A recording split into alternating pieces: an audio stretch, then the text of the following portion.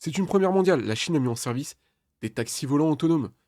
Avec l'évolution rapide des technologies, le domaine du transport aérien autonome est en plein essor.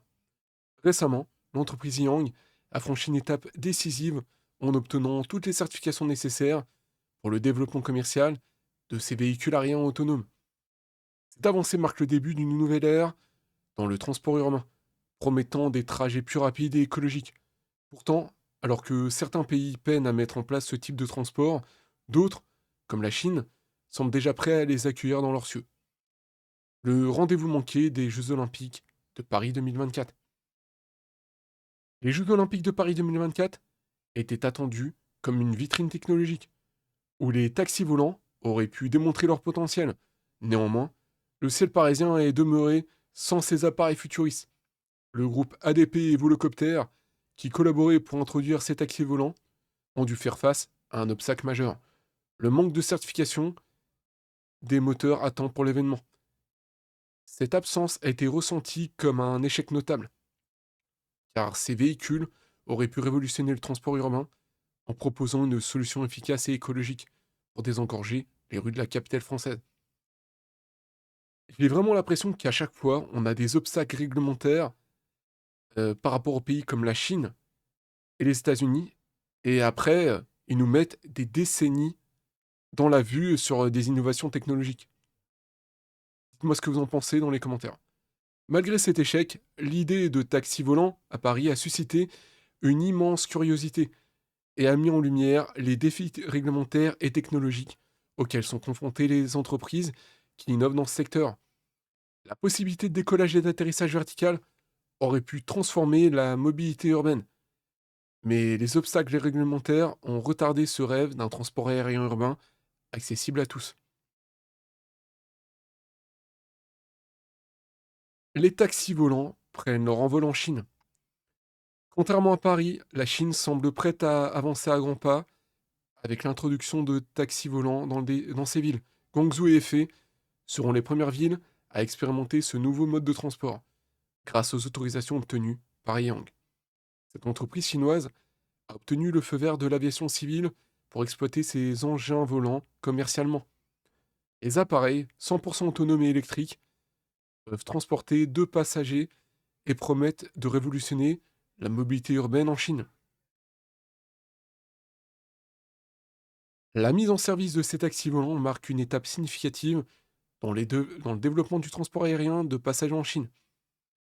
Cette avancée pourrait stimuler d'autres innovations dans le secteur des transports, en offrant une alternative viable et écologique comme mode de transport traditionnel. Avec une capacité de 2 passagers, les engins autonomes pourraient rapidement devenir une solution prisée dans les villes congestionnées. Expansion future des services de taxi volants. La vision d'Yang ne se limite pas à quelques villes chinoises. L'entreprise prévoit d'étendre ses opérations à d'autres régions de Chine, visant à établir un réseau de transport aérien à basse altitude. En tant que première entreprise mondiale à obtenir les certifications nécessaires pour ce type de vol, Yang détient une position unique pour dominer le marché émergent des taxis volants. Les premiers vols commerciaux sont attendus pour juin 2025, avec une première phase dédiée aux touristes. Ces engins, dotés de 16 hélices, offrent une autonomie de 30 km et peuvent atteindre une vitesse maximale de 130 km/h. Yang se positionne ainsi comme un pionnier dans le secteur des véhicules aériens autonomes, AAV, propulsant la Chine à l'avant-garde de ces technologies révolutionnaires. Tableau comparatif, les spécifications EH216S. Capacité de passagers, autonomie 30 km, vitesse maximale 130 km/h, système de propulsion 16 hélices et motorisation 100% électrique. Alors que la Chine avance à grands pas vers l'avenir des taxis volants, les enjeux technologiques et réglementaires restent nombreux. Les villes du monde entier regarderont avec intérêt cette expérimentation chinoise, qui pourrait bien redéfinir notre conception de la mobilité urbaine. La question qui se pose désormais est comment ces innovations influenceront-elles les infrastructures urbaines et le quotidien des habitants dans les années à venir. 75 secondes dit, la Chine accorde les premières autorisations du pays à 2 entreprises pour exploiter des taxis volants.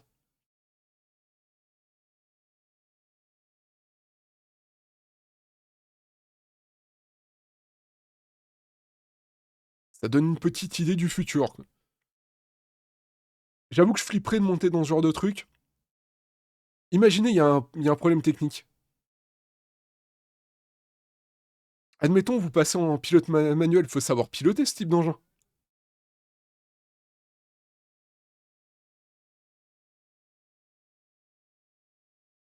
Ceci dit, pendant ce temps, les Européens subissent des restrictions de la liberté de mouvement au nom de l'escrologie. Il faut que les 400 millions d'Européens se déplacent à pied, trottinette ou vélo pour permettre à 1,5 million de Chinois de jouir de leur empreinte carbone. Alors, c'est un peu facile de s'en prendre aux Chinois. Je veux dire qu'on est assez fort pour se mettre des bâtons dans les roues nous-mêmes. On met des réglementations partout. Et pour ce qui est des aides-feux, il y en a aussi en Chine. C'est très très restreint pour, comment dire, pour se déplacer avec des véhicules.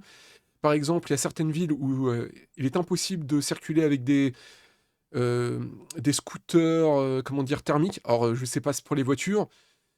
Je sais que c'est réglementé aussi par rapport aux plaques d'immatriculation. Il y a pas mal de réglementations pour circuler en ville. En tout cas, j'ai vu des vidéos où il y a des Français qui sont là-bas et ils vont dans un restaurant et montrent un Vespa. Ils aiment beaucoup les Vespa là-bas, mais ils ne peuvent pas rouler avec les Vespa. Les scooters sont électriques là-bas. Les voitures sont électriques. Ils ont même des camions de chantier électriques. Tout est électrique. Alors peut-être qu'en campagne, ils ont le droit de rouler en thermique, je ne sais pas. Et il faut dire qu'ils avaient des gros gros problèmes de pollution. Il y a quelques décennies, il y avait des smogs. Des espèces de brouillards de pollution. Et ils ont une telle densité de population qu'ils ont été obligés de remédier. Alors que nous, on n'a pas ces problèmes-là. On veut, comment dire, on veut calquer les problématiques chinoises sur nos villes européennes, alors qu'on n'a pas du tout la même densité de population et les mêmes problématiques. La pollution à Paris, la plupart du temps, c'est les centrales à charbon d'Allemagne qui polluent Paris. Et ils viennent nous dire, oui, il faut mettre des ZFE pour enlever la pollution. Bah, faudrait peut-être que nos voisins ils arrêtent de nous polluer avant. Nous, on a réglé le problème, on est quasiment full centrale nucléaire. Bien sûr, on a quelques centrales charbon, je sais pas, à gaz, je sais pas exactement en quelle proportion, mais on a besoin d'une certaine partie en pilotable pour compenser tout ce qui est énergie non pilotable. Timothéo, 250 € pour un trajet 10 minutes. J'ai pas vu les tarifs, mais ça me paraît élevé pour la Chine. Ils sont trop en avance, ils sont dans le futur. Je te raconte pas le nombre de Prigogine qu'il va y avoir. Nicolas Decu, nous devons vraiment nous poser des questions sur notre gouvernance qui désindustrialise et nous met de plus en plus à la traîne. Macron a tweeté que sur le conte de fées sauver la planète hier, ne serait-il pas temps de grandir? Alors moi j'ai plutôt l'impression que c'est des problèmes de réglementation. Par rapport à l'article qu'on vient voir, on avait la technologie, mais à chaque fois on a des problèmes réglementaires, et du coup on peut pas passer à l'industrialisation et la commercialisation de masse. L'English, ils sont dans le futur, clairement. Mark Klim, cool. Avec les fadas, il fallait faire attention à droite, à gauche, devant et derrière. Maintenant, il va falloir faire attention en haut. Tandis que nous, on se concentre sur le voile. Je vois pas le rapport. Les Français ne se rendent pas compte qu'on est devenu un pays du tiers-monde, qui ne crée plus rien. Alors, comme on vient de voir dans l'article, c'est pas vrai. On avait la technologie. On avait la technologie. On a la technologie. Mais à chaque fois, on a des obstacles réglementaires.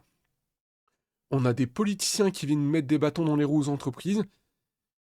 Et quand on a une R&D qui est excessivement, à mon avis, chère, enfin, je pense que ça a coûté quand même un peu cher. Et c'est important de pouvoir commercialiser rapidement derrière. Donc nous, on se met des bâtons dans les roues. Et après, on se plaint. Il faudrait peut-être commencer par changer les politiciens qu'on a. Et, euh, et ouais, changer les choses, tout simplement. Pour changer les choses. Dites-moi ce que vous pensez de tout ça dans les commentaires. Abonnez-vous, mettez la cloche pour ne pas manquer les prochaines vidéos. Et allez voir la playlist Innovation technologique. Il y a d'autres vidéos sur la Chine avec des innovations technologiques complètement dingues. Et moi, je vous dis à la prochaine.